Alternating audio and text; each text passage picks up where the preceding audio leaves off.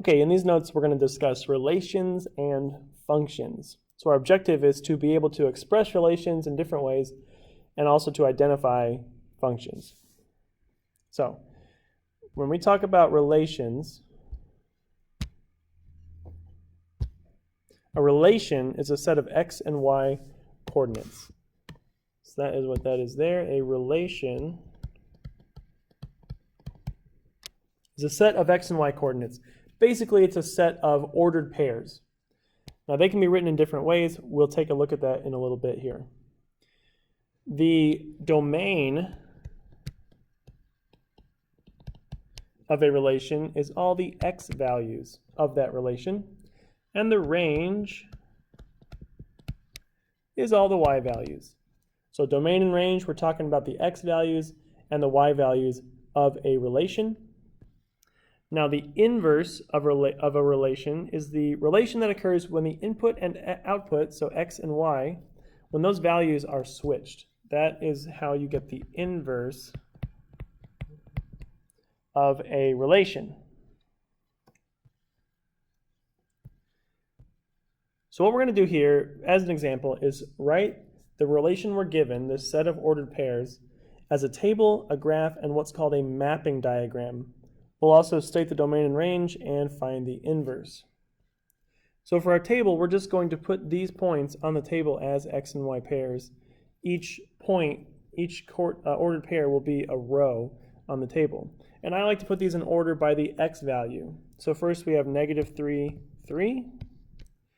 Next we have -1, 2. And again, I'm just putting the ordered pairs on the table straight across. So the next one is 1, 1, and then 1, 3, 3, -2, and 4, -2. Okay, so that is our table representation of this relation. Now let's put it on a graph. So let's just graph each point. So first we have -3, 3, left 3, up 3. -1, 2, 1, 1, 1, 3, 3, -2, and 4, -2. And there is our graph.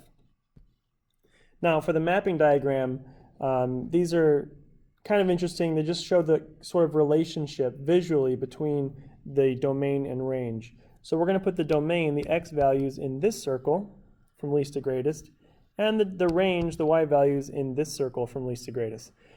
So the domain here, the x values are -3, -1, 1, and we're only going to use 1 once. Even though it shows up twice, we're just going to use it once, 3, and 4. And for the y values, again, I like to put these in least to greatest. So we've got -2, we've got 1, 2, and 3.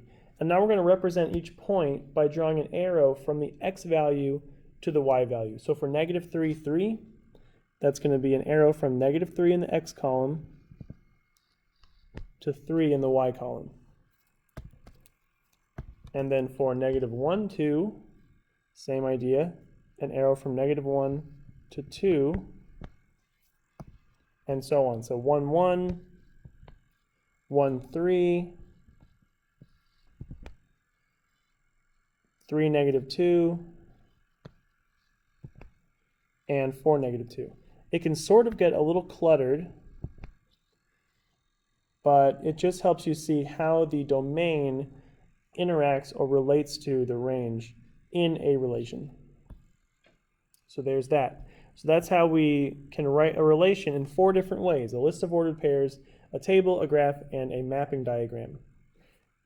Now let's find the domain. Again, this is just the list of x values, and we already wrote the domain and range in these bubbles here, so it should be pretty simple to just copy them over. So the domain is -3, -1, 1, 3, and 4. Often you'll see these lists with these curly brackets around them, but you don't need to write those. You can just write the numbers. Range, -2, 1, 2, 3. Important to note, for domain and range, only write each number once If it shows up in the domain and range more than once, just write them one time. Now for the inverse, we're going to write each point with the x and y values flipped. So for the point -3, 3, that's going to be the order pair 3, -3.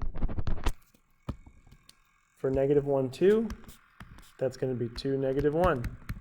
So we're just switching the x and y values. 1, 1 switches to 1, 1. 1, 3 to 3, 1. 3, -2 to -2, 3. And finally, 4, -2 becomes -2, 4. And there you have it, the domain, the range, and the inverse of that relation. Now let's talk about functions. A function is a special relation where each input value, x, has exactly one output value, y. A function is a relation where no x value is repeated, is what that means. So x values are not going to be used more than once in a function. Now, we can use a tool called the vertical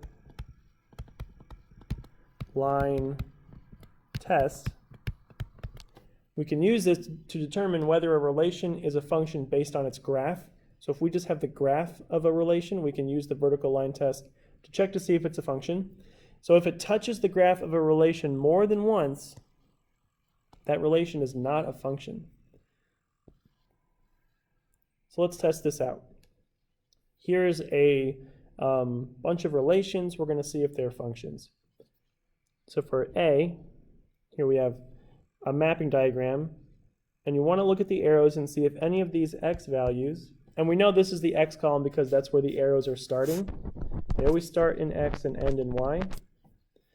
And it looks like 1 is being used once, 3 is once, 4 is once, and 7 is once. So even though this arrow kind of is at the top of the 3, I think it still goes from the 3. So yes, this is a function. Each x value is being used only once.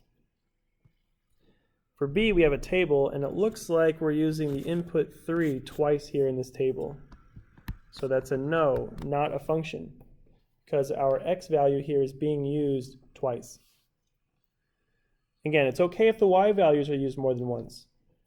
For example, in the first one, the mapping diagram, that 3 in the y value in the range is being used twice. That's okay. That's still a function because the x values are what we focus on. For example, C, looking through, we have 1, -3, 4, -2, and -4. Yes, this is a function. All those numbers are just there one time each.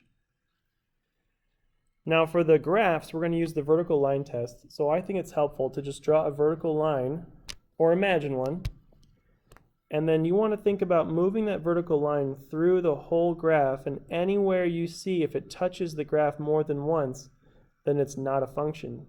In this graph, we're okay. At no point does it ever touch that blue line more than once. So yes, this is a function. Moving on to example E, you can see here that many times through this circle, it's going to be touching the graph twice. See right there, it hits those two dots. And so you can imagine anywhere we draw that vertical line, it's going to hit it more than once. So no, not a function. We can do the same thing with this last one. Got our vertical line here. Moving it through the graph. Maybe if I can select it. Moving it around, you can see that it does not ever touch that line more than once. So this relation is a function. So there you have it. Relations are simply collections of pairs, ordered pairs that you can write as a table, a graph, a mapping diagram. Domain is the x values, range is the y values. The inverse, we just need to flip x and y in each point to get the inverse relation. So it's a separate relation that is just the inverse of the first one. And functions are special relations where each input value, each x value, is only used one time. And then we can use the vertical line test to, when we have a graph, to check and see really quickly if that relation is or is not a function.